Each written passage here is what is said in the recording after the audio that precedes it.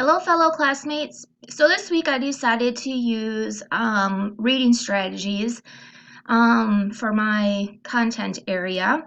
I'm really excited to share this reading strategy with you.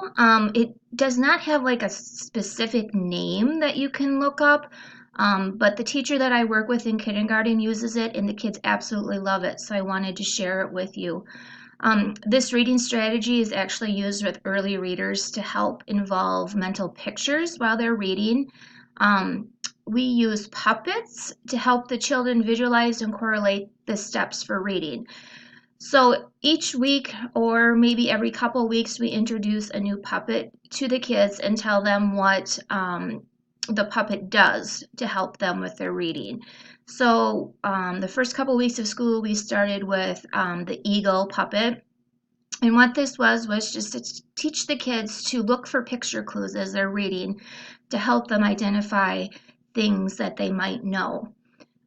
We moved on to Lips the Fish after that, where kids use Lips the Fish to get ready to say the words.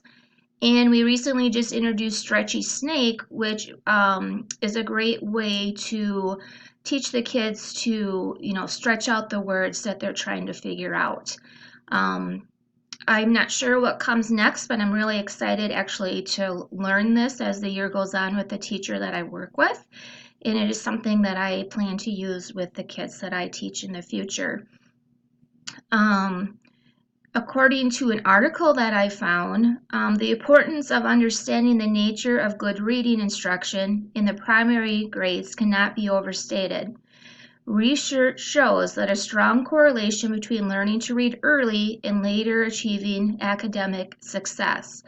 So, if you can start early at getting the kids interested in reading and learning some strategies that keep them excited about reading, really helps them with the process. So yeah, I just wanted to share this with you. I think it's super cute and there's a lot of information online about it. So I hope you enjoyed it. Thanks.